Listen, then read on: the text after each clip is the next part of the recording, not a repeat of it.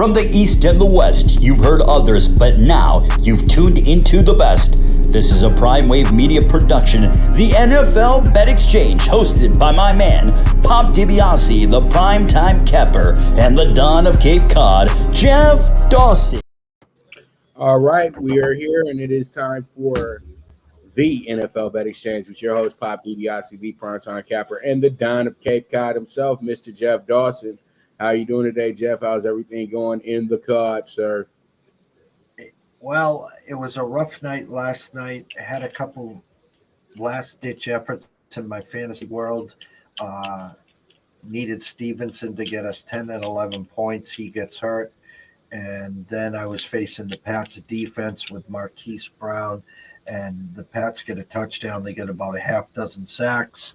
And next thing you know, I'm trailing by 2, and I get a 2.5 catch by Marquise Brown that was erased by a flag, and the rest is history. So I'm a little salty this morning, but I'm blessed and honored to be a part here in the NFL Bet Exchange. All right, so you already know what time it is, man. It's time for us to get into where we're at. Last week was not good for me. It was even for you, but it was pretty bad for me. I was 5-7 last week. 95-79 on the season and 4 on the season. Jeff, you're 94-79 and 3 on the year. And I'm just like, whoa, we're here in this place right now, and we're literally dead even here. So, pretty much we are just trying to get ourselves back on the good foot. I'm trying to have a winning week this week and everything, just sending a tweet out. So, we start off this week with a very, very, and, just looking at it, it does, 15, 16 games above 500 right now. Anybody, like literally people will pay for these records right now, to be honest with you. You know what I mean? And, it's all good. That's why I keep saying, you guys, it's all good. We know exactly where we are at, and we know that we're giving you guys some great strategies with Sunday. So that's what I'm happy about, Jeff. 100%. I mean, you're through 14 weeks. You're up 16. You're plus 16 on the 500 side. I'm plus 15 on the 500 side, which in a week-to-week basis doesn't sound like much, but in the long scheme of it, it's a hell of a record. Yes, it is. And then 10-4 in 1 week, 11 in 2 weeks, 12. That stuff really, bankroll be right. That's all I can say. Bankroll should be right. Everybody's doing some Christmas. All right. Absolutely. Let's get into Thursday night football. We got the 49ers 9-4, Seahawks 7-6. We got 3.5 point spread going right now with these two. 43.5 over and under. This is a good game. This is a rematch from early in the season as well, too. A game that the San Francisco 49ers dominated in as well.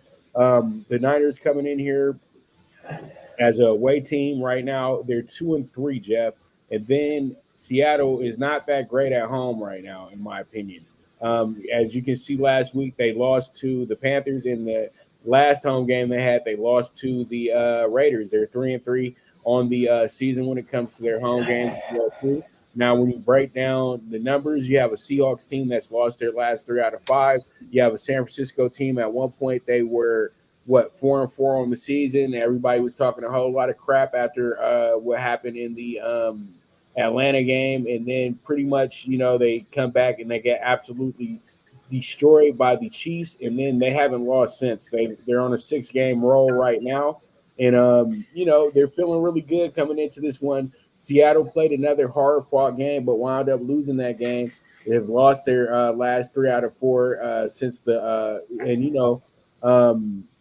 they just haven't looked good since they went to London. And, they got a shaky win over the Rams, who are struggling a bit this year as well, too. Well, struggling a lot this year. I'm saying a bit. I'm giving them too much credit with that. But I'm looking at this game, and I know that when you really break down the numbers of this game is a lot closer than it looks on paper right now, because they do still have – you still question the quarterback situation with the 49ers. Yes, he's had 2 really good games. We cannot take that away from Brock Purdy.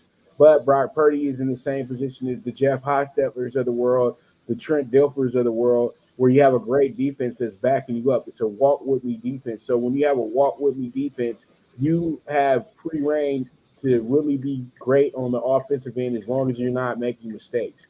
And that's exactly what Brock Purdy is doing, is not making mistakes. So that's why it looks so good.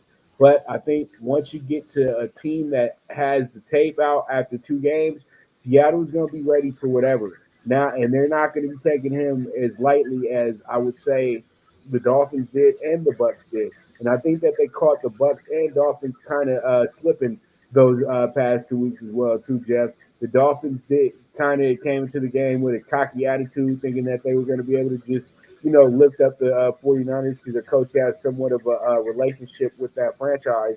And then, Brady went in there with and he was just old last week. That's all that was. And the Bucks just really didn't have anything to offer. So I think when it comes down to this rival in the Seahawks, who've owned Shanahan over his whole tenure with the 49ers, they haven't had a game. They haven't swept these guys not one time since Shanahan took over. And really, they haven't swept them in like the last 10, 12 years. So, when it always comes to the nail in the side of the 49ers, it's the Seahawks. So I got to take the Seahawks with the plus 3.5, Jeff. I love them this week, and I think that they're a good play. And I think they're a straight up winner as well, too. But you got to take the insurance here with the plus 3.5. Your thoughts? This is the perfect storm. I really, as the week progressed, I loved the Panthers last week in that spot at Seattle. I'm not saying Seattle was peeking ahead. I was waiting for some Geno Smith regression, and we got it. Their backfield was decimated with injuries. Now here comes the 49ers, Mr. Irrelevant, who comes in 2 weeks ago after Jimmy gets hurt, and then he beats Tom Brady, and they destroyed the Bucks. This team is rolling, yet Debo now is hurt. Now the big story here, it's his first road game. Short week, traveling to Seattle, the 12th man. I not only like the Seahawks plus a 4, I got the Seahawks on upset alert here. I think they probably could sneak out a win here. We'll see how Mr. Irrelevant plays on the road in this primetime game with the whole world watching. I love the Hawks plus the 4. We bought the hook, but I think they're sneaky, sprinkle a little something, pizza and beer money on the Seahawks money line. I think they could steal this game, Pops. Jeff, I'm right there with you. I think that this is a strong play for any bettors that are looking for some value early in the week in the NFL. This game really does call for that. We'll see how it goes. We'll see how it shakes out. But I do like where your head is at. And we move forward from there. We got the Colts and the Vikings. We got the Saturday games here, man. Saturday, hey, I'm telling you, man, it's Saturday games always call for some crazy stuff. And that's why I always tell people be ready for some upsets as well, too, when it comes to these Saturday games as well. And the first Saturday game that we have is one that's kind of under the radar a little bit, but this one is still a tricky game because you do have a Vikings team that is playing a little stagnant right now. They're not supposed to lose to the Lions the way that they did. The Lions came in there as a favorite, and Jeff, every time we see the Lions as their favorite, I always say, I don't know about you, but I always say fade them because you can't trust these guys when it comes down to winning the game as a favorite. And really, when the world is loving them, they're just not a good team. But that did not matter at all Sunday. They went ahead and took care of their business. But, the Vikings were just coming off of a really hard-fought game the week before, and the Vikings have been in do-or-die games literally the whole season. So there's a lot that goes into that as well. So I just truly do feel that the Vikings are probably the hardest fighting team, and that's dangerous for any team, in my opinion, going into the playoffs. They can say what they want about the Vikings, but the Vikings spent the first few weeks, they won 8 out of their first 9 games of the year. So this team has been still, dynamic all year. I know that they haven't been able to just blow teams away like everybody wants you to do when you're 10-3, but they played good enough to the point to where they have been able to win close games. And that's what it's all about at the end of the day. If you can win the close ones, those are the most dangerous teams. When you're always front running and always beating up on somebody, then when you have some signs of adversity, it never works out for you, ever. So I truly do feel when you look at this matchup, they do kind of match up evenly on paper a bit. They do because, but the Colts don't have a great record. They're 4-8-1, but literally their rosters to me are somewhat the same.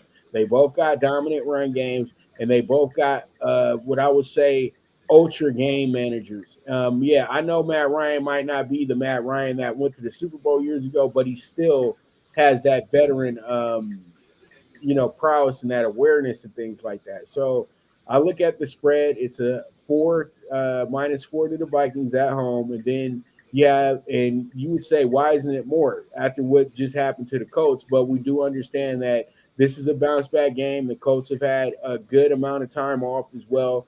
And after what happened with the Cowboys, you would only expect this team to be much better this time around than they were a few weeks back. But I can't trust a team that's 31st in scoring on the season and pretty much just shoot themselves in the foot a lot. And this team is not one of the top rushing teams in the league either. They're 26 in that category.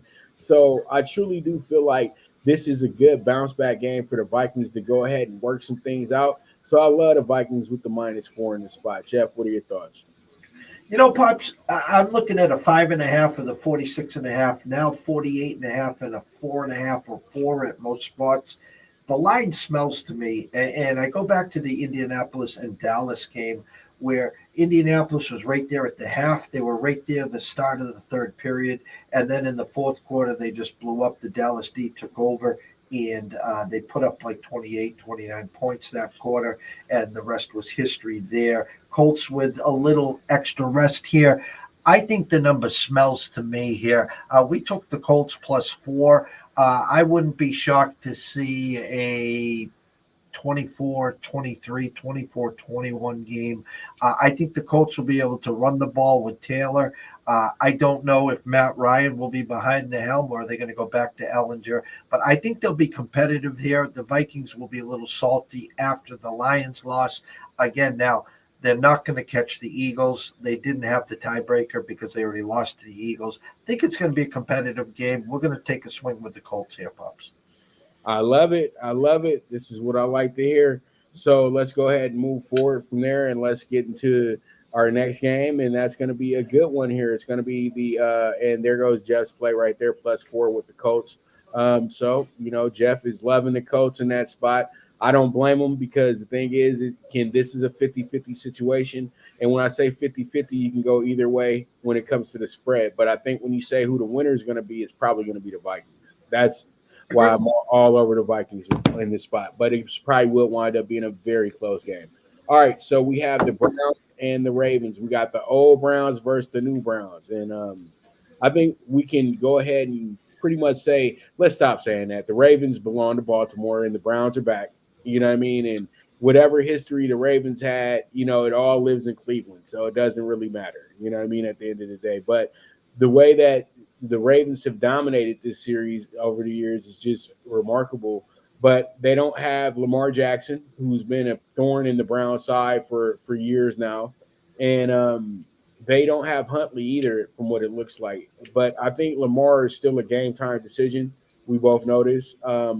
They won't give us anything on Lamar until probably Friday or Thursday because they want to play mind games with the Browns and things like that. Because regardless of anything, the Browns look like they're mathematically out of the playoffs. But with the Jets losing the way that they did, I still think that a 9-8 team gets into the playoffs this year, Jeff. You know what I mean? At that last spot. I don't think that's a 10-win situation for these teams because these next 4 weeks are going to be very, very tough on those squads. But when I look at this game right here, the Browns are in their last chance, their last ditch effort. And pretty much now you saying that the sprained PCL, but they said it was 1 to 3 games. So from what I know is that if they can get him ready, he's going to play. You know what I mean? I think the smartest thing for the Ravens would be to probably leave Lamar, out another week because they have games to lose right now, and they have a 98% chance of making the playoffs. So why would you put that in danger? But if you don't have your backup, then you're kind of in a situation where you don't want to just give the game away. But the Browns looked really good last week. They just made so many boneheaded mistakes on the defensive end, Jeff. Like, it was absolutely atrocious the way that they were making some of these mistakes, because how do you have a 3rd and 15, I mean a 4th and 15, and figure out a way to rough the kicker? Like, literally just let them punt. You know what I mean? So the Browns got themselves in trouble with that. And from that point on, they really pretty much lost control of the game. And they kind of lost a little bit of wooza over Joe Burrow. But it's a new week this week. And I think the game was so close the first time around. Who did they need to win that game? They needed Deshaun Watson. And now Deshaun Watson's back. And I think Deshaun Watson actually had a game that was much better than most people expected against the Bengals. So this week, the Ravens had to deal with a much better quarterback and a much better quarterback situation and a much better offense this week. So I think they're in a little bit of trouble here, Jeff. So I do like the Browns to go ahead and win this game by 3 or better. So I'm going to take them with the 2.5 this week, Saturday game. And it's because the Browns have absolutely crushed on national television against both of their division rivals in the Bengals and the Steelers in both of their national games as well. You know, Pops, I think I'm going to say this right now. I am on the wrong side. I bought the hook. We got the Ravens +3. I don't expect Jackson to play. I don't expect Huntley to play. I have no idea who's going to be quarterbacking. Maybe they could bring back Joe Flacco if the Jets would release him. This is a problem. The Browns go into Cincinnati. As you said, they were right there. They made some mistakes. This will be Watson's 3rd game. It's a short week. The line is 2 for a reason. Now 3, trending to 3.5. I bought the hook, took the Ravens +3 at a 37.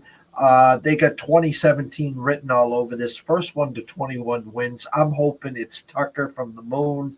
But I could definitely see the Browns, and let's say a nice Nick Chubb day and getting the job done. But we'll take a swing with the Ravens here plus the 3 Pups.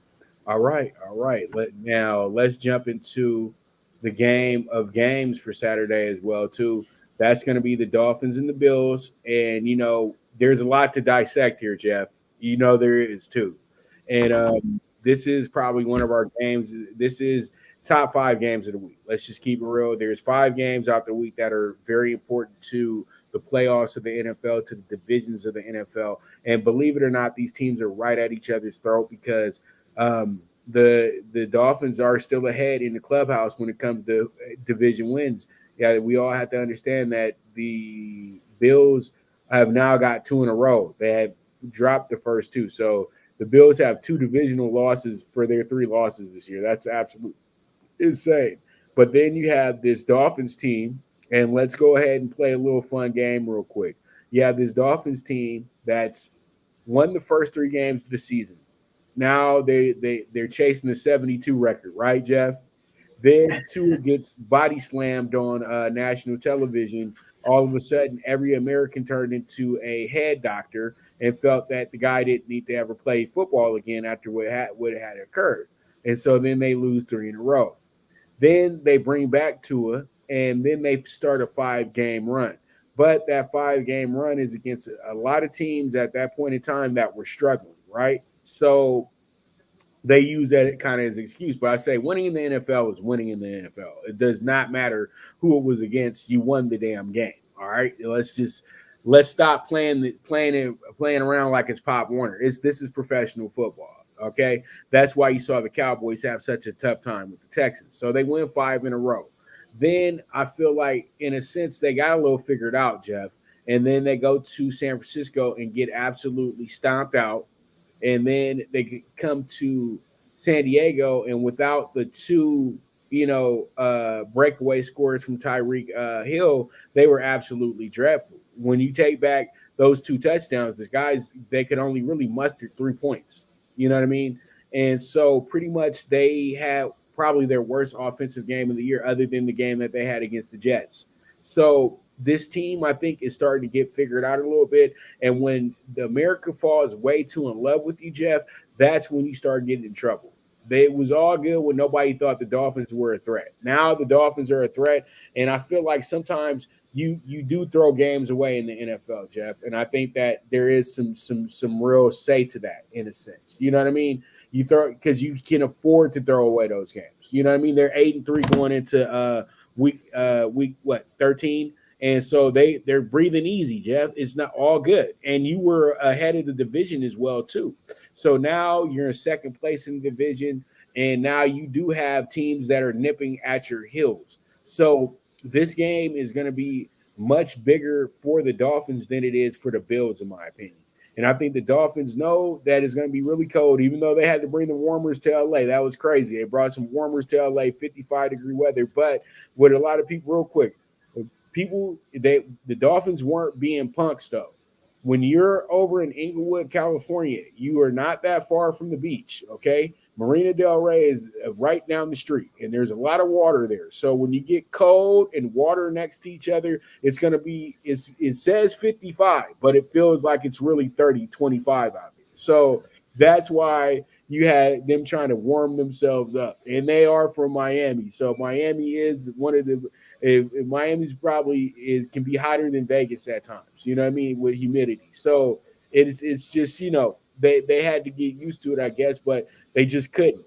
So I think that was a good precursor to what's going to go on this weekend in Buffalo. So I love them with the plus 7.5 going into this game. And I'm heavy on Buffalo. Buffalo is my Super Bowl pick. It's hard for me to fade Buffalo, but I have not liked the way Buffalo has looked as a team against the spread. I've liked how they looked as a team to win the game, but they keep giving them these astronomical spreads, Jeff, and I just can't keep losing money on that. Pops, I too in August had a Bills AFC champs, a Bills Super Bowl champs as a part of my 3-team with the Astros and of course Alabama to pay $11,000 at Circa, which we never got to celebrate because the day the Astros won the World Series, Alabama lost their second game of the year, and the rest is history there.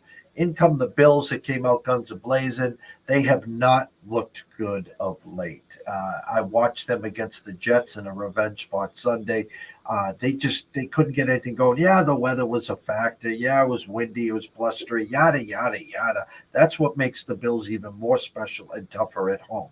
Now, how the hell does Tua on national TV on a Sunday night game in the lovely LA area start the game 3 for 17 passing? He looked horrific. And this was up a banged up Chargers defense. Now, with that said, he's going to go to a blustery Buffalo at night at 8:15, windy, rainy, snowy, sleet. And he's probably going to look like Dan Marino. You know that, and I know that. But I took the Bills. I'm going to fall on this sword. I bought the hook to -7. Another revenge spot, and under over a 42. I got this 27-13, 27-17. I think the Bills get out and run. But again, would not shock me to have Tua all of a sudden look magical and surgical. All right. And you know what, Jeff? I'm really in the that's why I'm on the Dolphins. But I love the way that you just broke down the Bills as well, too. It's just like, look, as I said, after the Bills lost to Minnesota the way that they did, I said this team will not lose another game on the way out, period. And I think that I'm going to stay true to that. Go ahead. And it's funny you say that because I looked at the schedule. The last game of the year or the second to last game of the year, they traveled to Cincinnati. And if you want my honest number one team in the AFC right now, in my eyes, is the Bengals. They got the running game going. Joe is back. Now, T. Higgins plays one play. He's got a hammy issue. But the fact that they can go to Mixon, they can go to P. Ryan. Now, Burrow is running the ball more. Their defense is more than serviceable. They were in the Super Bowl last. It's going to come Kansas City, Cincinnati rematch. The winner of that is going to have to travel to Buffalo if everything plays out the right way. But in my eyes right now, the best team in the AFC is the Bengals. But we both have our hats on the Bills, so we'll see what happens. Right. And you know what? There's a lot of people that are following your lead on that one as well, too. A lot of people do like the Bengals moving forward at this point because they feel like they are in prime position. Only thing that questions me with the Bengals is the head coach. That's it. It's very simple. I think that he's kind of playing with house money a little bit. And you know, if they had a Sean Payton or something like that, you would feel a little bit more comfortable with this team. But this coach right here has made some questionable decisions as well. So you just really have to just go week by week with the situation. And you got to hope that Cincinnati stays healthy because they keep losing a guy each week. That's very vital to the offense and moving forward to making sure this team can be who they really want to be. So let's go ahead and take our quick commercial break, and then we'll get into all the early Sunday games. We got all these early games for the week out the way. So you guys stay tuned. This is the NFL Bet Exchange with your host, Pop DiBiase, the primetime capper, and the Don of Cape Cod, Jeff Dawson, and we'll be right back. Good News Only Racing Club, led by the legendary Doug O'Neill, the trainer of 2 Kentucky Derby winners and I'll Have Another and Nyquist. Also trained 2-time Breeders' Cup champ Golden Sense, who are just a part of a long list of thoroughbred champions trained by Doug O'Neill. The Good News Only Racing Club has a young core of horses to look out for in Dennis's Celery, Irish Heatwave, and Notre Dame, just to name a few. Win the day every day with the Good News Only Racing Club, a proud sponsor of the NFL Bet Exchange. From the East and the West, you've heard others, but now you've tuned into the best. This is a Prime Wave Media production.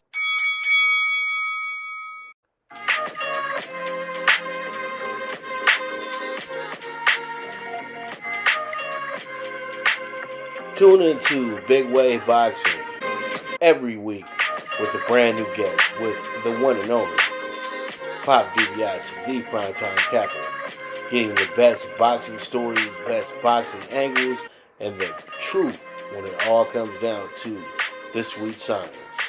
Tune in to Big Wave Boxing on the Prime Wave Media channel on YouTube.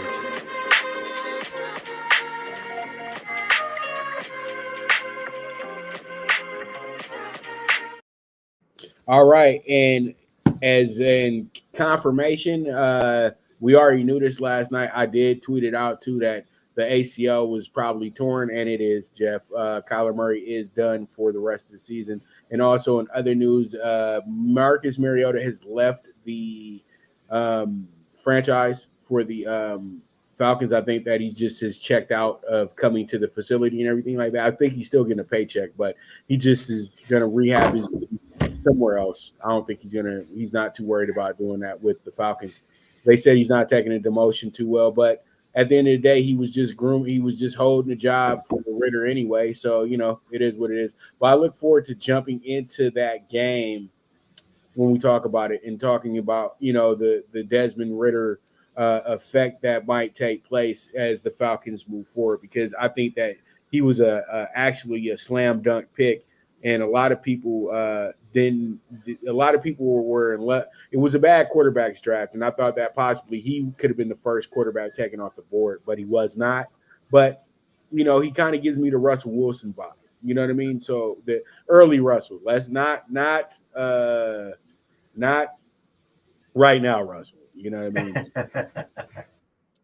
No, and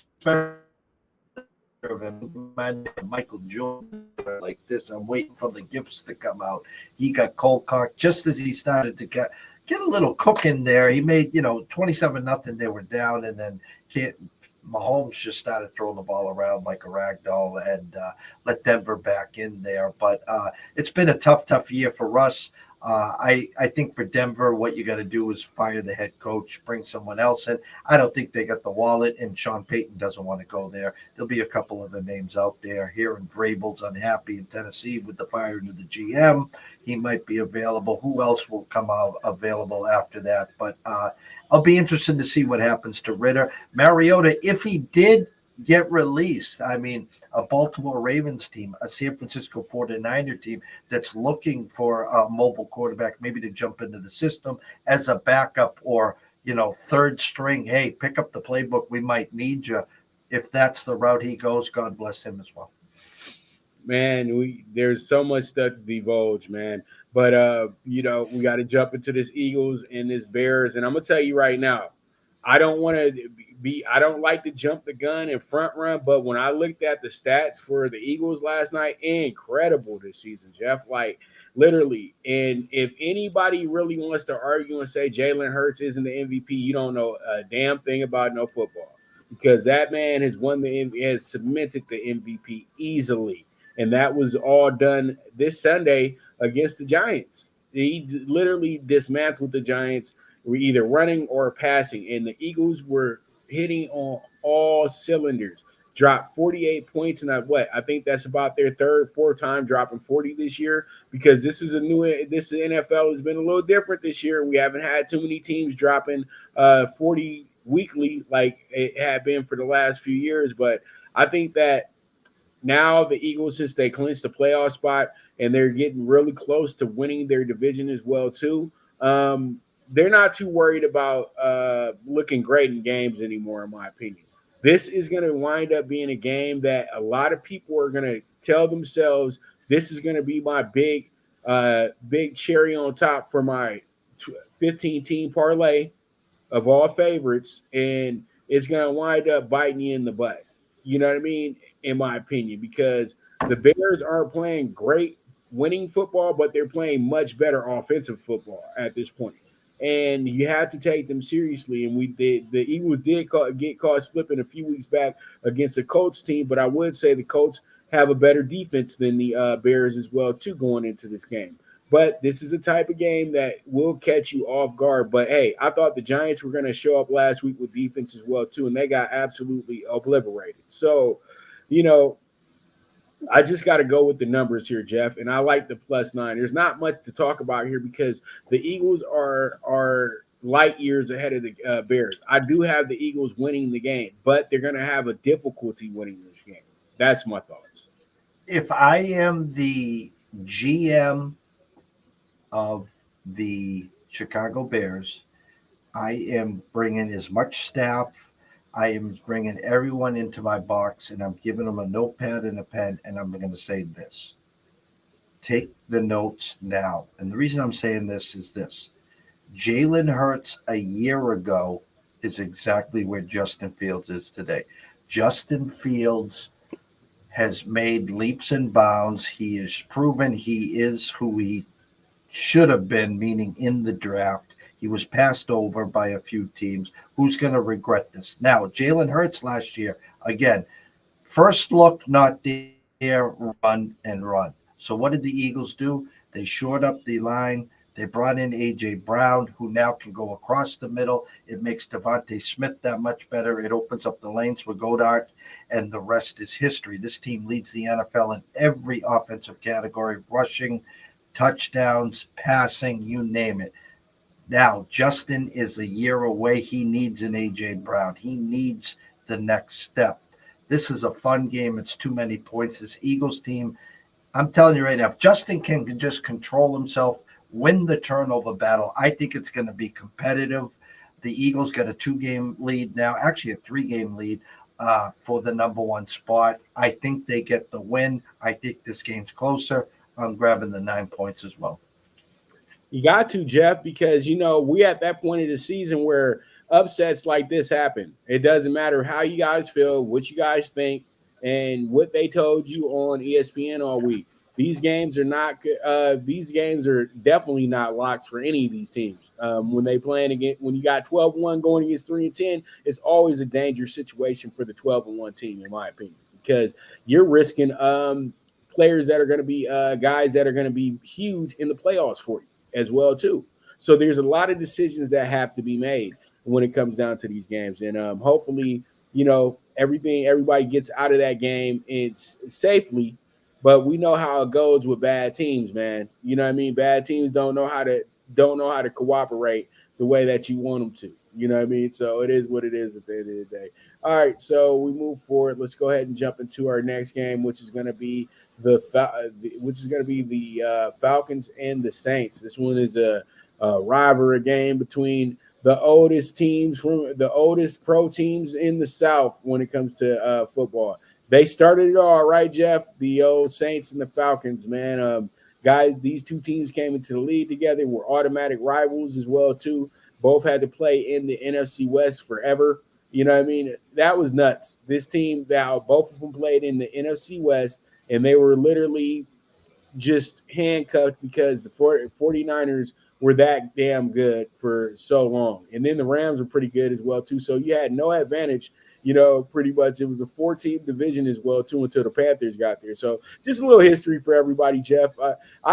It was a quirky situation. That's why I like talking about the old NFC West. And that's why a lot of you San Francisco fans have to understand why you guys were so good for so long, because you had to play against a team that had to travel 3,000 miles to play you. So, how you go, and then one played in the dome and the other one played in the baseball stadium. So, it just worked out very well for you guys. That's all I can say. But we were just talking about it. Desmond Ridder, a guy that I liked a lot out of Cincinnati. I had him as my number one rated quarterback coming out of the draft as well, too. But the teams did not see that this way because they saw him as a old man in college. You know what I mean? What is he, 24? He has kids. He has a kid. So everybody who has a kid, they're usually not 22 or 23. They're always almost bordering 30. So pretty much he has a kid, a wife, all that stuff. So sometimes it's not a good sell for these NFL franchises. But I think that they have handed the ball over to the future of their franchise, at least for the next 2 seasons, Jeff, or the next season or so, because he's going to be the starter next year. They're going to give him the opportunity unless he plays that bad here to end the year. So I think that the Falcons knew that they weren't going to be a playoff team this year, but they were going to fight hard in each game, to be honest. And that's exactly what they've done. But they kind of lost that glow, that mojo a little bit, because at one point they were 3-3. Since that point, they actually are 2-5. You know what I mean? And also another key stat was with this team, they were actually 6-0 against the spread. Right now, Jeff, I think they're 7 and they've dropped like their last 6 in a row. Or 7 in a row against the spread as well too. So it's just tough sledding right now for the old Falcons. But the Saints coming to this game, you can't trust anything the Saints are doing. They don't even want to have their best quarterback under center right now. So they are truly playing for the draft, in my opinion, this year. But what are you drafting for a quarterback this year? I don't see any of these guys as top 10 situations. I think that you would be wasting a top pick if you go after any of these quarterbacks, in my opinion, this year. I know that doesn't sound good, but let's keep it real. This is not the class that was here a few years ago. This is a kind of a kind of just throw it together group. But all in all, I'm going to get down to it. This is going to be my dog bet of the week, Jeff. I'm taking the Falcons with the plus 165. And I know our listeners are like, you talked a lot about the Saints and the Falcons, and you know how worthless this game really is at the end of the day. All they doing is jockeying for draft position. I had a 3.5 for the 42, now up to 4 with a 43. Confirmed that Andy Dalton again is starting. We've talked for weeks upon weeks, or I have at least. I don't know what Jameis has done, but that story will come out after the season's over. I think the Saints have been in tank mode for a while now. They got a bunch of divas running around that locker room, spearheaded by Mike Turptoe Thomas, just collecting checks. Kamara, they're not using him. They're not even passing to him anymore. It's a comical show. In comes Ridder. For me, I basically just bought the hook down to 3. I don't like this game. I am rooting for Atlanta. I'm rooting for Ridder. I'm a huge Drake London fan. I think next year you're going to see him take the next step. I think him and Ridder will hit it off real good. You're going to get a bounce back from Kyle Pitts. I'm not a Cordarrelle Patterson guy, but I like the Algier kid, and they got weapons. They just in rebuilding mode. Maybe can move up, and maybe a Willie Anderson falls to them. Work on the defense, work from the back forward, then work on the O-line. They have some offensive pieces there. They just haven't used it. So I take a swing with the Saints -3. I got this 24-20. Listen, if the Saints D doesn't show up and Ridder goes off, I could definitely see Atlanta cover, and if not, win an outright. And just a quick one. the Vegas Raiders better stop playing with Josh Jacobs, because if he's able to hit the market, if I was Atlanta, I would break the bank for that guy. Yeah, the different Josh Jacobs stayed healthy this year, and they, no one's talking about this. They were trying to trade him in the preseason, and thank God they didn't, because he's right.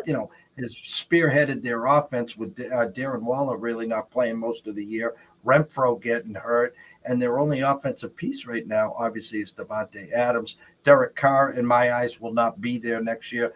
McDaniels will still be there. I don't know what they'll do at quarterback. The rumors will come out that he's going to try to recruit Tom Brady. We'll see what happens there. But a mess in the spots. The offseason this year in the NFL, they won't have a day off. Right, and you know what? McDaniels will put himself in the hot seat immediately if he's chasing Brady. Brady needs to go chase retirement right now. That's what Brady needs to do, is stop occupying other people's jobs right now. Bro, you done lost your family already. Just let it go. Seriously, let it go.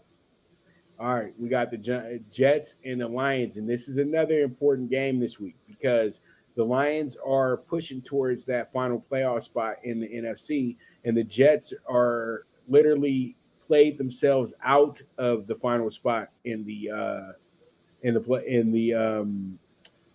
playoff. And right now they're sitting in a 3-way tie with the Patriots and the Chargers, and the Patriots have a 2-game advantage over them right now as well too. So that put them in a bad spot last night, the Patriots winning. And let me go ahead, and I'm not going to be long on this, but I like Salah. Okay, all right. So Jets fans, don't kill me for this, but Salah is making a real rookie mistake as a coach. He wants to send a message, right? But your message isn't getting heard that well with your offense. Okay, buddy? Like, your offense is playing better, right? But your defense now thinks that it can take some time off, because your offense is moving a little bit different from what it did with Wilson. Wilson was a pretty good game manager, and he was a guy that was able to keep plays alive for a little bit longer. This is my point, Jeff. Wilson's 5-2. That's the winning record of all your quarterbacks. Joe Flacco 1-2. Okay. Mike White 1-2. Your record is 7-6. How are those two quarterbacks still getting time over the guy who's getting all the wins for you? You're still sitting over here worried about what he said after a Patriots loss. There were so many other people that needed to be held accountable that day as well too. Yes, he had an awful game, but at the same time too, what was the type of offensive scheme that you were calling that day? That whole loss was on everybody. You know what I mean? It wasn't just on the quarterback. Just because they held him to 10 points doesn't mean it means absolutely nothing, Jeff, because at the end of the day, they still gave up 10 points. You know what I mean? And I said that you guys are just like the old Ravens. You just have to kind of deal with the fact that he didn't step it up. You don't teach him a lesson by benching him in front of all of us. And then now when you got to go back to him, you can't go back to him because you pretty much already lost him. So hopefully Salah doesn't lose his job, because if they don't make the playoffs, they are going to question this dude. And Jeff, me and you both know this. So when you're dealing with now an internal situation that kind of has ruined your season in a sense, because the Jets have looked awful the last few weeks after beating up on the Bears of all teams and the Bears didn't even know who their starting quarterback was going to be 15 minutes before the game. So they ran with that win as if the Jets had really did something, but they didn't. You know what I mean? So this is where I'm going with this, Jeff.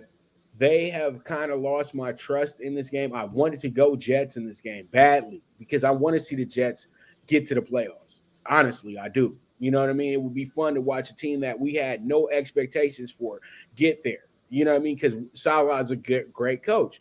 But Salah made a rookie mistake here, and it may cost him his job.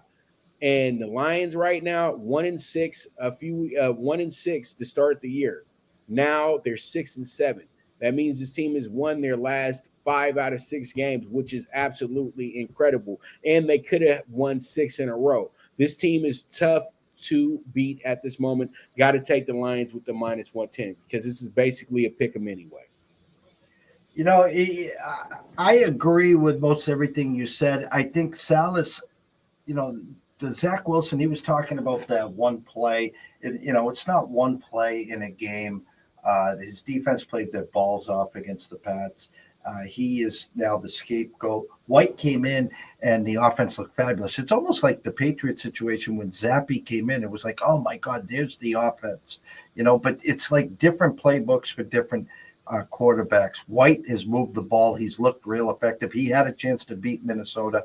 They had a chance again last week against Buffalo. Let me just tell you this. That guy left the game 3 different times and miraculously came back. I don't even think, I would say he's a question this week. He's questionable. Corey Davis is questionable. Listen, I wouldn't be shocked to see Zach Wilson back behind the helm against Detroit. Here's the ball. Shut your mouth. Run the ball, and then, just pick and choose your spots. I took a swing here with the Jets money line, hoping a dome team traveling back east, windy conditions, cold, windy, raw, whatever it is. The Jets find a way to sneak out a win. Under overs of 44. I'll go 23-20 Jets, Pops. See, and that's what type of game this is. And when I pick the Lions, they don't win. So you already know what's up. There's just certain teams, they're not going to cover. They're not going to win when Pop pick them, just like the Chiefs. You know what I mean? He picked the Chiefs against the Bengals. They got beat. And then last week I took the Chiefs with the spread, and they didn't cover. I think the Chiefs probably had the most popular 9.5 that there was, too, this season. I think everybody had this idea that, that's a shoe-in. But you keep forgetting that the Broncos actually play defense as well, too. You know what I mean? So, and it's a rival. You know what I mean? The AFC West, they don't care. They don't care what their record is. They're trying to beat you. That's always been an AFC West. All right, let's go ahead and jump into our next game. And this is somewhat of a big brother, little brother game. You know that? The Panthers and the Steelers actually have very close ties to each other. You know what I mean? So always a fun game. And you know what? The Panthers have a new motivation. They are a game out of first place, Jeff, and they have that advantage over the Bucks. They didn't beat them. They whooped them 21-3. But we didn't want to believe in that that team. You know what I mean? That was just, oh yeah, PJ had a good game. You know what I mean? And he always seems to have a fluky situation and stuff like that. And Tom was just off that day. And then you've been seeing Tom off all season. Literally almost ended a show yesterday. I couldn't believe what happened on Undisputed, but it is what it is at the end of the day. Shannon, and let's keep it real. Shannon, you done had the moments with Skip to where you was kind of out of hand too, bro, and he kind of just let you slide with that stuff. So when it came to you, you got a little bit off script, buddy. So at the end of the day, I think that he really did misread what he was saying to him, Jeff, in a sense, all senses of the word. But it is what it is. They need good TV, right? 100%. I picture me and Jeff arguing like that. It'd be so many death threats.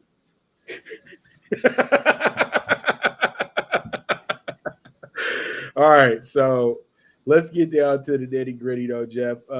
What I'm doing here is easy, man. I'm not going to take too long because we got to get to commercial. But when comes down to it, I like the Panthers here because the Panthers got more to play for. The Steelers but the Steelers, once again, they're a December football team. So this game is tough. The Steelers had a really good game last week that they could have won, but they threw a lot of picks in that game. Now they go back to Mitchell Trubisky, which is scary because Trubisky can get you 30, 40 points on the board. He really can.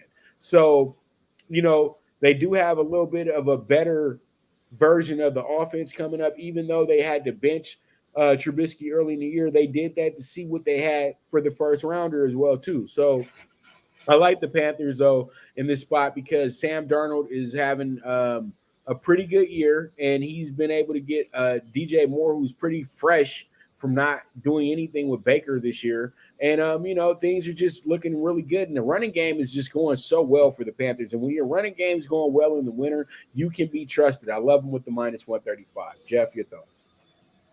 You said it best. Tomlin, December, back in comes Trubisky, Pickett with a concussion, DJ Moore with an ankle injury. Not sure if he's going to go. Hats off to Carolina. Fired the head coach. They released not one but two quarterbacks, and yet here they are picking up Seattle, and they're one game out of first. Would be one hell of a story. No one had them winning the division. I think when the dust settles somehow, some way, Father Time and Tom will find a way to win that division. But it is what it is. Today, we're just going to short and sweet. We're going to grab the money line here with the Steelers, the plus 115. Hopefully, Mitch doesn't turn the ball over 2, 3, 4 times. Expect a strong running game. Maybe Trubisky to Pickens. Pickens has been quiet the last few weeks. Najee Harris seems to be getting stronger. The defense for Pittsburgh, always a factor when Watt's playing. So we'll take a swing with Tomlin and the Steelers, plus the 115 or 110 on the money line. All right. So there we have it. There we have it. So when we get back, we got some good games to talk about when we get back into the mix for the show. Pretty much, we do have some good games coming up, though. So you guys stay tuned. This is the NFL Bet Exchange with the one and only Pop DiBiase, the primetime capper, and the man himself, the Don of Cape Cod, Mr. Jeff Dawson, and we will be right back to you. Now you and your friends can compete in the sport of kings and win big with Stable Duel. Get the app, pick your horses, and get in on the thrill of horse racing. With daily games competing against other players. Bring home the glory and the cash, and move up the annual leaderboard while you leave your competition in the dust. Get in the game with Stable Duel. Play, race, win.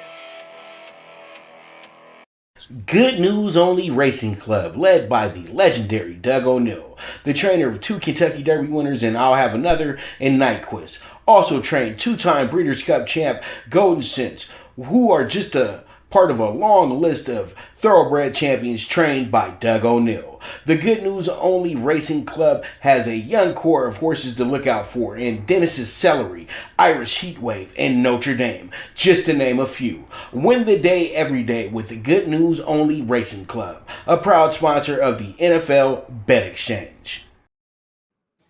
All right, we're back with the NFL Bet Exchange, and I'm your host, Pop DiBiase, the primetime capper, with my man, the Don of Cape Cod. Pretty much, here we are, Jeff. Let's go ahead and jump into the Cowboys and the Jags, and the Cowboys and the Jags coming to this one very, very, very, very, very good. You know what I mean? You got a Jags team that's playing probably their best football of the year at this moment. But didn't we say that earlier in the year that they were playing pretty good football? It seems like they win in stages. You know what I mean, Jeff? Then they lose in stages as well, too. They've won their last 2 out of 3, but they've gotten 3 out of 4, actually. I'm sorry. Because at one point they were 2-7. Now they're 5-8. And they are actually kind of looking at a possible playoff situation, but I think it's a bit too late for this team at this point, to be honest with you. And I truly do feel like what happens in this game tonight. Sunday. I keep saying it like, dude, it's Tuesday. We got some time. So Cowboys are in a must-win situation. Jaguars in a must-win situation. Now it seems that this game has gotten tough going down to Duval County. So I think that we have to really look at the fact that they're playing really good football. And just like our conversation we just had, hopefully we can get E13 back on track as well, too. He is a very vital player to this playoff run that I got going, Jeff, even though I get the week off this week because I do have a bye. So, he's very vital to the run that we're trying to make. So, hopefully we can get some really good weeks out of him before the end of the year. But all in all, though, let me just go ahead and just get to the play. It's very obvious. I'm taking the Jaguars here because the Cowboys have had their issues with the AFC over the years covering. You know what I mean? And last week, why was anybody surprised by that situation, Jeff? To be honest, the Texans have never played the Cowboys easy, ever. Even in preseason, they always try to beat the Cowboys because that's the one thing that they can brag about is beating the Cowboys. They've been bragging about it since they first played them on that week one when they came to the league. So every time the Cowboys play against the Texans, they have to take them seriously. And they did exactly the opposite of that. And they didn't take them seriously until they were really about to lose the game. And they wound up winning the game kind of on a situation. So it looked good, but it didn't look good at the same time. So I do like the Jaguars in this spot easily, to be honest with you, Jeff. And I think that they possibly get the upset here as well, too. You're spot on. The Jaguars had a great start to the year. They were a couple home dogs that they picked off the Colts, and I think it was someone else. Lawrence has finally hit his stride. Evan Engram had a monster day for all the fantasy people, putting up 39 points last week. Waiting for ETN. I don't think they're using him properly. I don't know what it is. He put up a 3 points, killed me in a couple spots.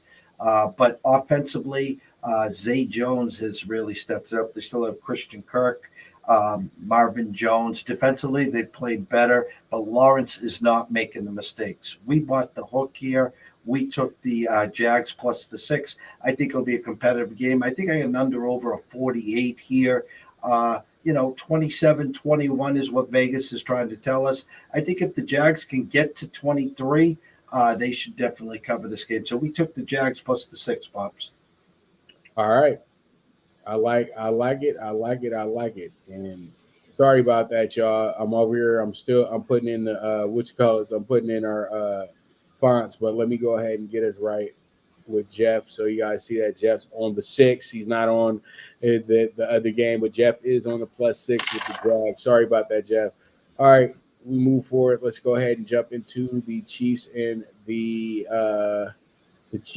Texans, and this one should be a fun one as well too. We do have ourselves some really good teams coming into this one.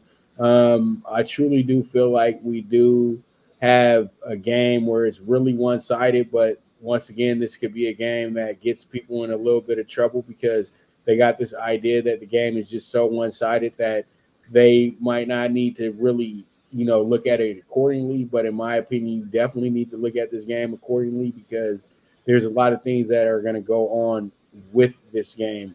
And it's very important as well, too, for, playoff implications as well, first seed, all that stuff. And after you saw what happened last week with everybody's beloved team here, the Chiefs, Jeff loves them a lot. So, because he always is. So pretty much I'm going to go ahead and do it again just so everybody knows that I don't have that I can be reasonable. You know what I mean? But I truly do think after what happened last week, the Texans will be coming down off of an ultimate high of just showing up against the Cowboys. And this week, they kind of know what time it is. They're going to play against a team that's going to really go ahead and take it to them because last week they kind of, almost dropped the ball last week. And I don't know if they want to do that again, Jeff. So pretty much they're going to take this thing very seriously. I see this team winning by 14, 2 touchdowns. And so I'm going to take them I'm going to buy down, take the 13.5, Jeff. It's comical. I'm going to go the exact opposite. I bought the hook, took them up to 14.5. So if it lands on 14, we're both winners here. No rhyme, no reason. Chiefs out to 27-0 lead last week in Denver. Pat thought he was playing schoolyard ball. A couple ill-advised passes. Let's Denver back in. He'll probably go box to wire, put up 31 in the first half, but this time won't have the turnover battle. As you said, great effort against Dallas. Don't expect it here. I think it's too many points for a home team. What do I have for a total here? I think that too was 48. It's up to 49. I think the Chiefs probably scoring between 33 and 35 points, Bubs. But I, for some reason, am on the wrong side. So if you gifted me the Jets win, I'm going to gift you the Chiefs win. How's that? All right. But we'll go ahead and do that. Watch the Chiefs win this game by 10. It's coming. It's coming. If they win. Mahomes might go and get some barbecue the night before because he is from Texas, isn't he? And wind up, maybe with a little bit of food poisoning or something. I don't know. But you got the Raiders, you got the Patriots. This game was supposed to be the Sunday night football game. I'm kind of mad that they didn't let it be the Sunday night football game because now we're stuck with the Commanders and the Giants. And yeah, I know they're chasing a playoff spot, but boy, the last few games that Washington has been on national television has been absolutely just. Can you guys get this Pop Warner team off the field? Like seriously, like they don't. I couldn't believe how they beat the Bears the way that they did. But that was kind of the start of what's going on now. Them in a playoff position. So you really do like what you see there, but it's whatever. We'll talk about that when we get to that Sunday night football situation. But you have student going against teacher in Belichick and McDaniels, and this is the second time meeting, and the first time Josh got that good lucky win in Denver, and everybody was trying to crown him then as well too. Oh, he's the next genius in the NFL. And then it was no later than I think about 6-7 weeks later, they were already firing the guy. I remember that was the weirdest situation I've ever seen. I think he started off 5-6-0, and then he winds up losing for the rest of the year, and he got fired. Then he only lasted a season in Denver, or was it 2? It was 2 because he got to the playoffs, right? Didn't he beat Pittsburgh, Tebow to Demaryius Thomas in the first play of the overtime? I thought that what's his name had already took over by then. I think that was Josh. I could be wrong though. Because you got to remember the old Panthers, John Fox took over after McDaniel. Okay. Yeah, he took over after McDaniel. And then Kubiak was the one that took him to the Super Bowl and won the Super Bowl. Yeah. Makes sense. And Gary Kubiak was hilarious because Gary Kubiak has a heart attack. I'm having a heart attack, leaves to Texas, goes to Denver, wins the title. All right, so you have this game here. And you know what? I'm just going to be ignorant, Jeff, because I don't care. And I think because the Patriots know that they had a real easy game last night, I think what happens here is, honestly, the Raiders figure out a way to win this game. Because this is a marquee team. This is a game that the Raiders really probably aren't expected to win. They are going to bet the ish out of the Patriots this weekend. I promise you that. Even people in Vegas are going to go crazy on the Pats this weekend because I know they have this idea that the Raiders are about to give up, but they're not going to give up because they have incentives to hit as well too. Guys got houses to pay for. All right. Y'all ain't nobody quitting on winning games now, all right, and quitting on their stats. So all you prop players, you just better understand they got to get these numbers so they can get their number for real. So I like the Raiders here. Jeff, your thoughts? Arizona led 13-6 or 13-7 it was, and the Patriots rattled off. I don't know, what was it, 20 straight points, 24 something, 20 straight points or whatever it was. Staying in Arizona, taking a hop to Vegas. Again, this game was supposed to be on prime time. You are correct. The public remembers what they saw last. The Patriots beating up on the Cardinals. It was the defense. It wasn't the offense. It was the defense of the second half that carried them. A game that I have at 1 and 44.5. It's still 1 now and 44.5. Expect the Patriots by kickoff to be probably -2. I took the money line on the Pats. A win gets them to 8-6 coming home. Still have the Bills on the schedule. Still have the Bengals on the schedule. So this is kind of sort of a must win again for them. Wouldn't be shocked if Josh Jacobs runs wild, Devontae Adams goes off, and they lay an egg here and come back home 7-7. But I'll take the Pats money line and move on. I need the Devontae to go off too. That's the craziest thing. I need Devontae to go off. He only got 10 points from me last week. I'm still disappointed. But he wasn't worse than Amari Cooper though. Well, what do you mean? Devontae, the week before, you got 2 touchdowns from him, and you got like 30 points. So, you averaged 20 points the last 2 weeks. Yeah, man, he's been great for me all year, but I needed to win that game. I needed that number 1 spot, man. He's no Justin Jefferson, put it that way.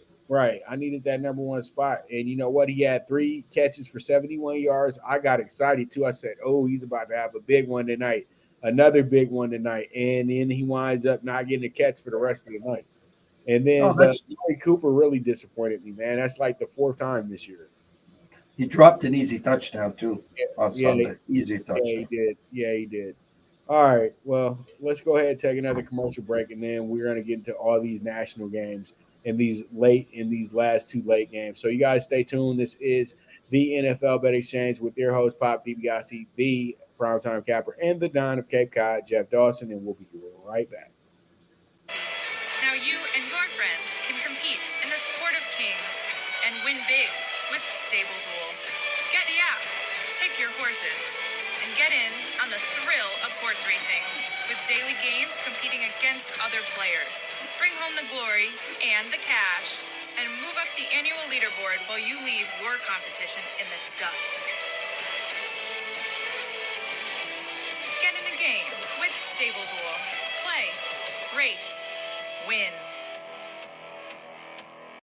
Good News Only Racing Club, led by the legendary Doug O'Neill, the trainer of 2 Kentucky Derby winners and I'll Have Another and Nyquist. Also trained 2-time Breeders' Cup champ Golden Sense, who are just a part of a long list of thoroughbred champions trained by Doug O'Neill. The Good News Only Racing Club has a young core of horses to look out for in Dennis's Celery, Irish Heatwave, and Notre Dame, just to name a few. Win the day every day with the Good News Only Racing Club, a proud sponsor of the NFL Bet Exchange.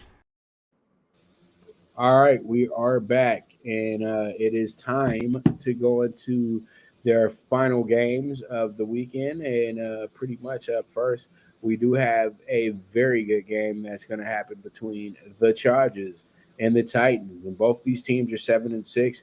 And Jeff, that's crazy. Got 4 7-6 teams in the AFC, and the Titans are just playing with house money. They just chilling, you know. They jumped well ahead of a bad division this year. And this team is struggling right now, Jeff. They were 7-2 at one point. Now they're 7-6. I think it's time to stop kind of playing around with things and start getting to winning, because they did not look good last week, and they didn't look good this week, and they didn't look good on Sunday either. Like they truly, like they looked bad against the Eagles, but they totally fell apart against the Jaguars, and nobody saw that coming. Like literally, all of us were sitting there like, y'all just stealing money now. But we should have all knew something was up, something was wrong with that game when they had the Titans only as a 3-point favorite. So they knew something and it's because, and a lot of times it's because odds makers have now finally caught up, and now they can make sense of what they're really seeing. They're not going to throw you nothing crazy, and they wasn't going to give us a 6.5 on the Jazz because they knew everybody in Vegas would have took that part. They'd have took that bet in a heartbeat plus 6.5 on the Jags in this game.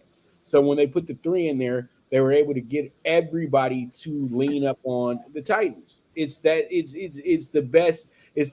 I like to call it smoke and mirrors. I don't know what you call it, Jeff, but I call it the old smoke and mirrors situation. And that's exactly what happened in this situation as well, too. So, and I'm so sorry, guys. I like to go according to the times of the game. So I just totally missed the probably most irrelevant game of the week. That's the Cardinals and the Broncos. So we'll get back to that one in a second. But let's talk about this one first because this is more exciting. So pretty much you have Titans team that is just struggling, and the Chargers team that is the moodiest team in the NFL. 1 week they win, the next week they lose. 1 week they win, the next week they lose. That's the story of the Chargers season over the last 3 years. Like literally, as soon as they moved into SoFi, that became reality for them. You know what I mean? So I'm looking at it now. When you see this team that's lost their last, and I said 4 in a row. It wasn't 4 in a row for the Titans. It's actually 3 in a row, Jeff. And they've dropped their last 4 out of 6. That's what I really want to say. But they're 4-4 since their bye. And, you know, they were much better than that. That's the whole thing. So it's really disheartening to see that how bad this team has been over the last few weeks. So I truly do feel like the Titans are in a bounce back situation, and this always winds up being a situation where the Chargers overshoot their hand a little bit. Even though I would much rather see the Chargers win this game because you would love to see Herbert get into the playoffs, just because how obnoxious Emmanuel Ocho has been about Herbert this season. Like, dude, you can't sit up there and dog the guy out like that. You know he's skilled. You know he's Elway 2.0. Let's stop playing. You know what I mean? Everybody's not an internet quarterback, all right? I know Kyler Murray, the guy that you guys were in love with was, you know what I mean? All the guys that you guys were in love with that are struggling this season, yeah, they're all internet quarterbacks, but not Herbert, man. Herbert is the man. You know what I mean? He's the surfs up dude, you know what I mean? And he's Elway part two. If you get the guy a better defense and you get the guy a real banging running back, not a flex running back like Eckler, things will be a little different for the Chargers. There's a lot of things the Chargers need, and they don't have it right now. But I would love to see them win this game, but you know what? I don't think they will, but I'm still going to go ahead and just take the Titans with the plus 3.5. I'll take what I call the insurance play. I'm following your lead here. Chargers every other game. The Titans, when you count them out, Vrabel has them ready. Vrabel has some upset feelings in his stomach about the GM being fired, rumblings he wants out. This is a must-win for both teams. Just when you want to jump on the Charger bandwagon, they usually kick you right in the you-know-what. So as we speak here, I bought the hook. I took the Titans +4. Now, what does that mean? Probably, the Chargers win by 7 here. So with that said, we'll take a ride on the Henry train. And as I'm speaking here, Pops, Jets now -1.5. So there's maybe some rumblings of maybe Mike White playing or the return of Zach Wilson. But I just got that on my board here. But Titans +4 is my play here. Love it. All right, let's go ahead and move forward. And you know what? The Titans just get nasty in LA. When they played against the Rams, was it last year or maybe the year before? They had it to where, okay, the Rams thought that they was finna have a walk in the park, and then the Titans came over there and beat them by two touchdowns. You know what I mean? As an 8-point dog, too. So, they like LA. When you like a city, you tough, in my opinion. So let's go ahead and jump into we'll be quick here, Jeff, because there's not much to talk about. You have the Cards, whose quarterback is out for the season, and then you got the Broncos, who probably, if Russ is not good to go for this game, they'll probably just say, you know what, Russ, just go ahead and wrap it up for the rest of the year so we can go ahead and figure out what we're going to do moving forward. But I'm going to be dead honest with you. They're not going to move on from him yet. He's going to get another. They're going to give him another season to get this right because the coach is like full. He's not the full blame, but he is most of the blame because he's not a good coach. And I think you're saying variable once out, right? This is a perfect storm right here. If variable really does want out, I think Denver will invest in that situation to get him to Denver. He's the perfect coach for that community, for that group. And they have a great defense already. They already have a tough mentality as is. And then you hand them a quarterback that's all pro, then he should be able to do something with that. You know what I mean? So we'll see how it goes. But I'm going to be real quick here, Jeff. I think that when it comes down to it, the Cardinals are absolutely finished, even though Colt McCoy isn't a bad quarterback. He's not a bad quarterback, and he can manage you. He can manage to try to get you some wins, I think. But this is just not going to happen, though, Jeff. They just can't do anything. Getting 13, 16 points a game, you got DeAndre Hopkins sitting over there. And the Broncos defense really calls for them to have an excellent game against this team. So I do like and the Cardinals are 4-9, not 4-8 anymore. Sorry about that. I sent that out to Jeff last night, so I wasn't able to fix it. But they are 4-9, not 4-8. And then you have a Broncos team 3-10 that been struggling all year. They haven't won a game in so long, But I think they get over the snide and finally get themselves a win. Jeff, I love them with the +1.5, +105. Yeah, we took the hook. We bought him up to +3. I think it'll be the Colt McCoy versus the Boise State quarterback. And like you said, Baby Rush shuts it down for the rest of the year. He got cold cocked. No need to put him back. The season's over. Maybe get a better draft position. It is what it is. Two teams going nowhere. Two coaches that I don't know if Arizona pulls the trigger and gets rid of him because he's tied up, I think, through 27 or 28. And he is a big part of why the Arizona is dysfunctional. So many offensive penalties. We're talking not holding penalties because their O line's awful. We're talking false starts, legal ships. It was a team just going through the motions. And the Broncos, listen, they played hard last week. They fought, battled. They fought hard, came back after down 27-0. It's an absolute, unless you got fantasy players going on both sides, it's not a must watch on Sunday. But I took the Broncos +3, flipped the coin, landed on heads, so I get the Broncos. All right, so it goes back to tradition for the Cardinals, fourth regional on Fox. That cracked me up so hard when they went to the Super Bowl. Like, this team used to be was the fourth regional on Fox for 20 years.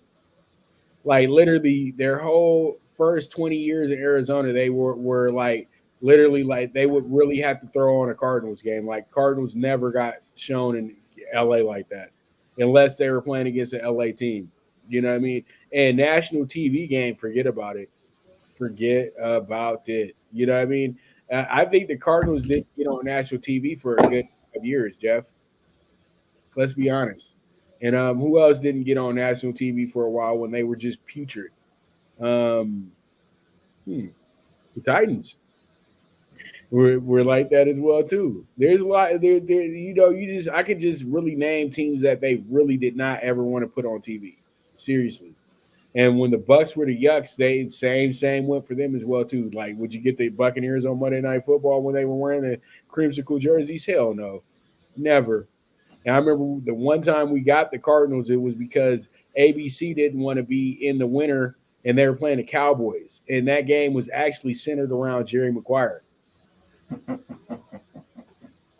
So there was some TV magic in that as well, too. So we have the Buccaneers and the Bengals, Jeff, your team right now. Joey B, Joe Burrow.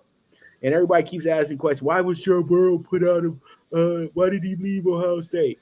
Because he wasn't good at Ohio State. Okay. It was just that simple. You know what I mean? It wasn't about you were being people outplayed you. You were the third string quarterback, buddy. And I saw Joe Burrow play. He wasn't good when he was at Ohio State. You know what I mean? What happened is that he got to go to LSU. And they didn't even trust the boy to throw the ball at LSU. Remember that, Jeff? The first year he got there, and people told me, "Oh, he's nothing. He's garbage.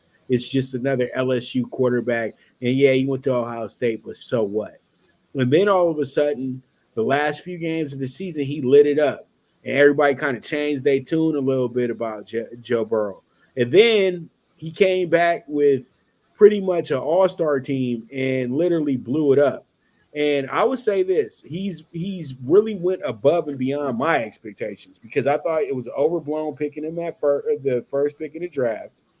I thought it was overblown with the hype that they was giving him surrounding the draft because I really felt like it was the team that he was playing for was the reason why he was so good. But he's gotten to the NFL and he's pretty much duplicated literally what he was doing at LSU in a sense. But once again, does have a bevy of great wide receivers as well too. We're not doing the same thing in Houston, Jeff. You know that. So, pretty much he's been able to take advantage of opportunity, and that's what the good one. That's what the great ones do. You know what I mean? Sometimes you might not be the poster boy in the beginning, but now he is. And that's why a lot of people love, Joe Burrow. But I feel like this is a true maybe passing of the guard situation because they wanted Tom to get the flame to Mahomes so bad, but I think that he might be handing it over here to Mr. Joe Burrow though, because they kind of look alike and they get hyped up the same exact way. It literally like they can't do no wrong. So, Tommy terrific. Hopefully he doesn't burn up more money this weekend because Tom been over here burning up money left and right, man, left and right. And they're back at home. So I do like them to cover. I'll take the plus 3.5. I have this vision. I remember when Joe was playing on a Monday night game, I think it was, or Sunday night game in Cleveland, and he was just going through the motions. He has these spots where he seems like he's going through the motions. Vegas made a statement. They want the Bucks money. They don't want the Bengals. They set it at 3.5. If they had set it at 1.5 or 2, they wanted the Bengal money. I'm going to take the banana in the tailpipe here. I bought the hook. I got the Bucks up to 4 now. Could Tom win? Sprinkle a little pizza and beer money on the money line there. You're probably catching about plus 135, 140. Yeah. Could they lose? Sure. Could they still cover? Sure. Could they get blown out? Absolutely. But we'll take Custard's last stand on TB12, trying to get back to 500, trying to get some momentum, trying to win the division. But it's Joe's world and we just live in it. All right. Hopefully this thing can continue for old Joe Burrow. You know what I mean? Because you know how it is when them Cincinnati quarterbacks start playing bad, they get forgotten. He ain't going to be getting forgotten for a long, long time. Well, they had the same talk about Boomer Esiason too.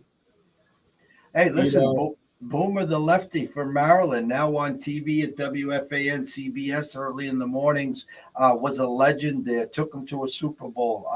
It is what it is. This kid is special. Remind me of Dan Marino, second year Super Bowl. Dan never got back. Let's see if Joe gets back. What year was Boomer in? I think Boomer was in like his second, third season when they got to the Super Bowl. Against the Niners? Yeah. He wasn't in the league for a long time before he got to that Super Bowl.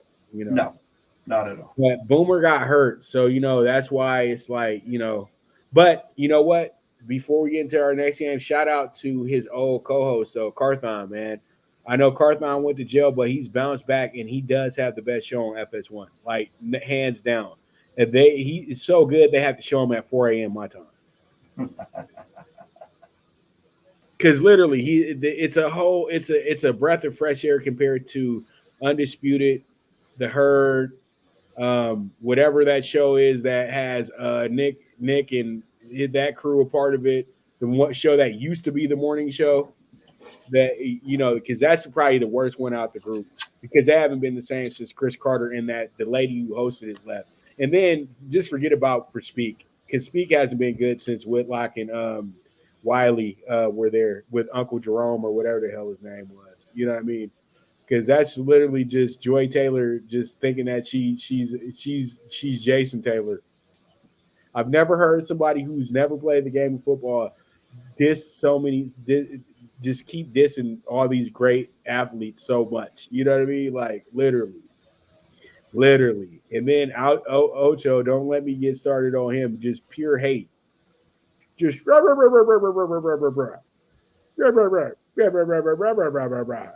wasn't anything in the NFL, but I'm going to act like I was. You're a special teams guy. Calm down. But what am I, Jeff? You know what I mean? You're a guy that talks the game. You didn't work as hard as him. So, but I know a fool when I see a fool. All right, so we talked about this a moment ago. Giants, Commanders, and Jeff, you giving me that signal like hurry it up. So let me I can see it in your eyes. See, that's why I can see it in Jeff's eyes. But we having a good time like we always do. So pretty much we have the Giants 7-5-1, Commanders 7-5-1. This might be the best rivalry in the NFL right now this season because they had a really, really good game a few weeks back. And Washington figured out a way to come back late in that game as well, too. And I really do feel like the Giants have fell off the face of the earth. Let's just keep it real, Jeff. This team is 1-4-1 since being 6-1 this year. But we knew that the Giants were not for real. We knew that already coming into this year. Like, you can't play yourself and think that the Giants were legit going to be this good. You know what I mean? They didn't even know what they were dealing with. But like I said before, you would love to see a coach like Brian DeBall make the playoffs in his first year because he's a really good coach. Regardless of how they cut it or anything like that, he's not pretty like Cliff Kingsbury and all those other coaches that they love to, drool over. But he reminds you of the good old-fashioned Parcells of the world and the who's another coach that he kind of reminds me of? John Harbaugh's, things like that. They just go about it and they just coach up guys. It's that simple. They ain't too worried about the guys being uber talented and the talent brought me here. Literally, the Giants have won because of good coaching and making these guys be more disciplined, which they hadn't been in the last 5 years. So I truly do feel like the Giants did hop a hurdle. That's great. The Commanders, I said this early on in the year, Jeff, that they had a good opportunity to make some noise in the East this year, simply because when you don't see them coming, they'll be right in your face being annoying. And then when they brought back Taylor Heineke, I said, "Uh-oh, that's trouble," because Heineke knows the division very well. He's beaten every single team in the division as well. They haven't said that, and that's why he's still a quarterback on their team. So pretty much because a lot of guys in Heineke's position have been released. You know what I mean? But Heineke is good enough to where you can't release him because he's okay with being the backup if he has to be the backup. So pretty much he's been their quarterback. So I do like the Commanders coming into this game because they don't get a lot of national games anymore because they're not the Hogs anymore. But they're going to get one. They're going to have a lit crowd. They were not due a SNF game all season long, but they got one. So here it is. I'm going to go ahead and take the Commanders with the minus 225. They're 2.5-point favorites in New York, and the game ended in a tie. They're playing good football. They're trending in the right way. The Giants are trending in the wrong way. Just for poops and giggles, I bought the hook. I get Giants plus 4.5. A hard-fought battle, a game, again, on prime time now. Maybe since it's on prime time, there'll be a little more scoring and over a 40. They're thinking 21-17, somewhere in that area. I think the Giants need to get to 20 to have a shot here. Maybe the return of Barkley. Who the hell's playing at wide receiver? Slayton. I don't know what else is there. I am hearing rumblings. I'll put it out on your show.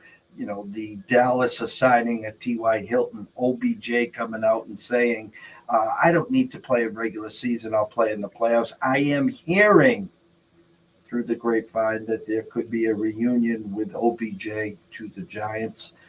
Whether they make the playoffs this year or not, it's good PR. Have fannies in the seats for him the next couple of years. But we'll take a swing with the Giants here.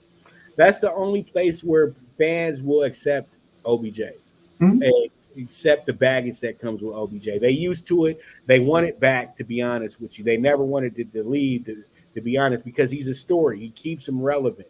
That's the whole thing. But if you're a good team trying to get a Super Bowl, let that guy just be on Instagram, being cute or whatever the hell he's doing. You know what I mean? Because that guy is a monster distraction. I don't care. And I don't like to talk like that, but he's a monster. It's a waste of time for any team, in my opinion. It truly is. And I know that doesn't sound good, and y'all can get mad as much as you want to, but the talent that you guys are thinking about, that was 3-4 years ago. That's over and done with. Right now, this is just a guy trying to get paid so he can maintain his lifestyle. It's that simple, man. He spent a lot of money doing a lot of nothing. So it is what it is, man. And, that's why the Giants are so attractive, because they're the only ones willing to give up multiple years and get shafted like they did the first time. Correct.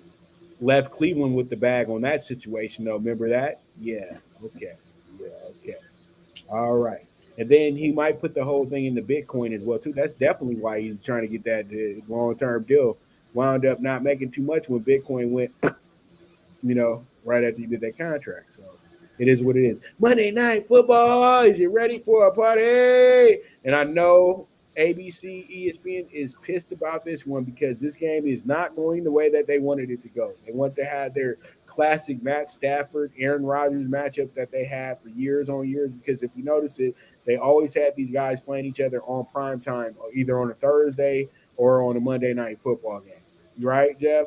So this year, their annual national television game will not happen because you have Matt Stafford. He's done for the year, and he might be done for a career as well too.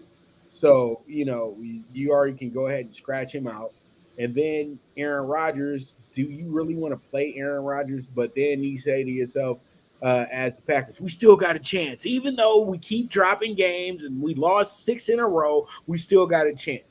Yeah, you still got a chance, right, Jeff? They still got a chance. We are so done with the Packers. I don't care what the Packers do, to be honest with you. So I'm going to go ahead and be real quick here. I am tripping. I know I'm tripping because I'm dealing with Baker, and Baker will probably help the Rams get a cover here, but there's a 25 to 75% chance he really helps them get a win. The Raiders fell asleep at the wheel. Let's keep it real, okay? The Raiders thought that they had a game won already, and they didn't have the game won. It's that simple. And you know what? When you play with Baker the way that the Raiders played with him, you deserve to lose. You know what I mean? Stop listening to Steve Smith. He's just a talking head. Stop listening to Shannon Sharp. They're just talking heads. Baker Mayfield is a respected NFL player when he goes into that locker room, regardless. In Cleveland, he had respect. In Carolina, he had respect. In LA, he had respect. He always they love this guy the first 2-3 weeks he's with the team, and then all of a sudden the media is the one that starts trying to tear him down, and then all of a sudden they start making up all these stories in the locker room that the team doesn't like him. So it just make it make sense, Jeff. Right? Make it make sense. And it seemed like the Rams like him a lot. So I like the +8 going into this game. And I think, honestly, if anything, Baker did save his career because he will possibly be the starting quarterback for the Rams next season if Stafford decides not to come back. Let's keep it real. Even though he's No, not I going mean, to. I'm hearing three possibilities: Aaron Donald, Matt Stafford, and Sean McVay. McVay was offered $18 million, $1 million a game to go and do the color for Amazon on Thursday nights. He wanted to defend his Super Bowl and try to be two-time Super Bowl champs. Aaron Donald actually hinted on the Super Bowl night he might retire there. And Matt Stafford, elbow, neck. He's won his Super Bowl. Hell of a career. A lot of money left on the table. Maybe the Rams do him some justice, and maybe there's a buyout or something there. On the other side, Rodgers, Packers, still mathematically available. They could sheet out to go 9-8. Maybe 9-8 gets that last spot. Coming off a bye, I took the Rams +8. I expect the Packers to win, even though Lambeau Field has not been that place where teams have come in and not only won. The Patriots should have won. The Jets won. Their teams are coming in there and winning. So this is Rodgers' last stand. One more loss, you could see Jordan Love for the last 2-3 games. So taking the Rams +8, I expect the Packers to win, but I don't expect them to cover the 8. Yep, that's how I'm thinking about this one as well, too, Jeff. Great stuff, brother. And man, I know.